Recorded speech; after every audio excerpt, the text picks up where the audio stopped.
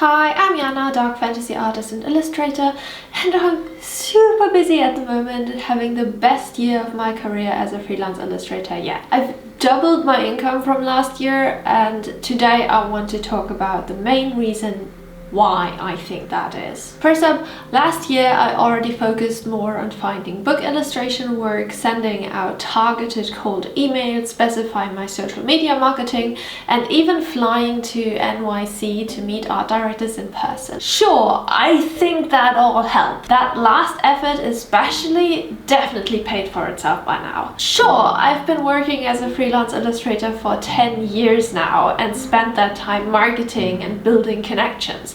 That's all important, like super important. But it's not why I think I'm having the most successful year of my career yet. I think it's because of this book. And no, this isn't some marketing guide you can study or something. It's just a novel I illustrated. Don't Let the Forest In, written by C.G. Drews, is a queer dark academia forest core YA that has been doing very well. It's a bestseller. It's a hit, translated into multiple languages. It's also doing really well here in Germany for some reason. Which leads me to a frustrating truth about being a freelance illustrator. The very best marketing for your art is a project you've worked on doing very well. There are 3 reasons for this. A, as a book illustrator, it's your job to sell books. If a book you've illustrated sells well, it proves to any potential client or art director that your art sells books. Especially if you have a very unique style. That's really important to an art director or publisher who may have been on the fence about hiring you.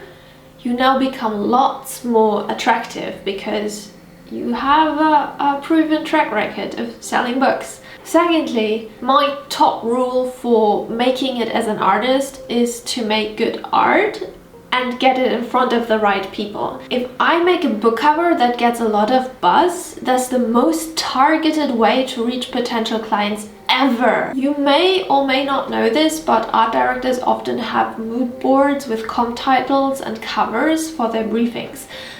If your art is seen and remembered widely in the industry, you get seen by a lot of relevant people, end up on more mood boards, get seen again by more relevant people, and so on. Right? Also, authors have their own networks, so your author's writer friends see your work as well. And thirdly, I get extremely relevant eyes on my art without having to do anything. In bookshops, on social media, in industry articles and features of the novel, etc. It's massive passive marketing, so to speak.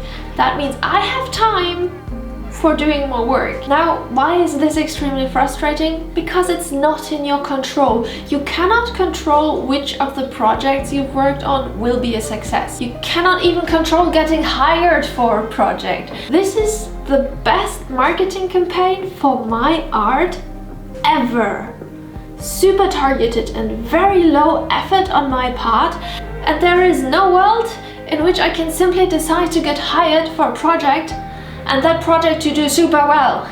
In the past, my best marketing pushes were probably my Banshee going viral and working on the Cemetery Dance edition of a King novel. Stuff I didn't have control over either. And I think as an artist, it's scary to think the best way to get seen, the best way to get work is to get work. Or to get lucky, and ideally do both. Because it really is all about being lucky. With a viral artwork, you can at least somewhat put it down to the artwork simply being good.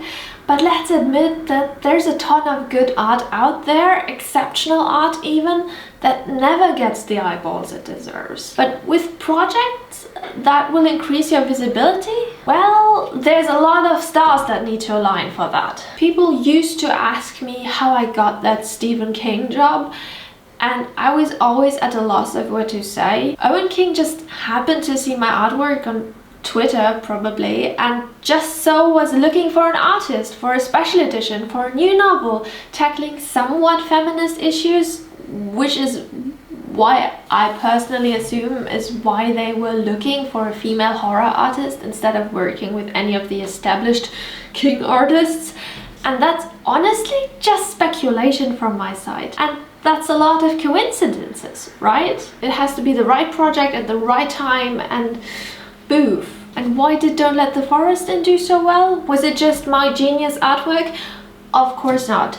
The novel hit a nerve with a certain audience, the genre is a bit trendy, it's a really well written novel, and the writer is a really well connected writer influencer and a goddamn social media marketing genius. Seriously, if you want to promote something, go to their Instagram account and take notes. The branding? On point. Weaving in their own products and more general posts aimed at the target audience? On point. Recycling material for efficiency? Exemplary. And yeah, my cover has done its work as well. Everybody loves it. Okay, that's hyperbolic, but a lot of people love it. People keep writing to me they picked up the novel just for its cover, and that's so lovely to hear. So yeah, at least the cover is all thanks to my genius then, right? Still no, let me tell you, not all my covers are that good. I do solid work most of the time, but not every cover is a standout cover. This one simply turned out really well because that project might as well have been tailor-made for me and my art. I could just do what I was best at doing, and it shows. I was also working with an incredible creative team that took this chance on me and just got the best out of me for it. Book cover illustration is always a team effort, and this was simply a very good team. This was a lot of stars aligning. This year, like half the people who've reached out to me were specifically mentioning this cover as a reason why they did it. When I met with art directors last year, several of them pointed at this piece in my portfolio and said, I know this one. I've seen this before. And at that point, the novel wasn't even published. There just had already been enough buzz around it and the cover that it was already making its rounds in the relevant publishing circles. And that's still crazy to me. I got so lucky with this project. Let alone with, you know, the books following after. Like I did the cover for Hazelthorn as well, and I'm working right now on the cover for Scorpion Deep, which is the third YA by C.G. Joyce, and it's going to be so good. I haven't read it yet, but I know it's going to be so good. Okay, so that's the first thing I want you to take away here. This weird and wonderful career, you've got to be lucky. If you're not where you want to be at with your career, even if you're giving it your all and you're creating great work, it's probably not your fault, because maybe the stars just haven't properly aligned for you yet.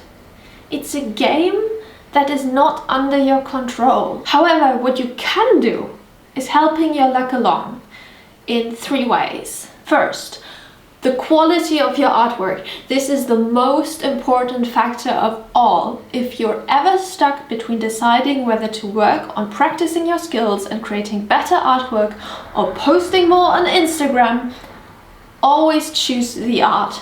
People seeing your art isn't worth anything if it's not good enough for their needs. If you want to work in a specific niche, genre or market, make sure your art reflects that, so the right people hire you for the right project. Secondly, the frequency of putting your work out there. The right people can only see your work if you show it around. Ideally, you do your research so you can target the right and most relevant people as much as possible. I've actually created an entire video on this, so you can check it out after this one if you want to go a little bit more in depth. And the third factor is time. It's frustrating, but this whole freelance illustration endeavor needs time. The longer you keep at it, the more likely it is that the stars will align for you eventually. And that's kind of due to a combination of the 2 previous points. Your art is going to become more refined. You'll become more confident in your style and your skills. You might even reinvent yourself several times along the way until you find a style you really click with. You need time as an artist to develop and grow. And you also need time to build connections, build your network, and to spread your art around, whether that's online or, in real life. No effort you put into both creating the art and sharing the art ever goes to waste. It's just that it all seems small and insignificant when you do it. But ultimately, you're building towards something bigger and something lasting. It's just that this is difficult. Keeping at something for a long time with little to no payoff, or at least not the payoff you want, is hard. It's frustrating. Just acknowledge that. It takes time and it takes luck in so many ways. Know this, accept this, and then do what you can. Make good art and keep showing it to people and the right people until those stars align for you.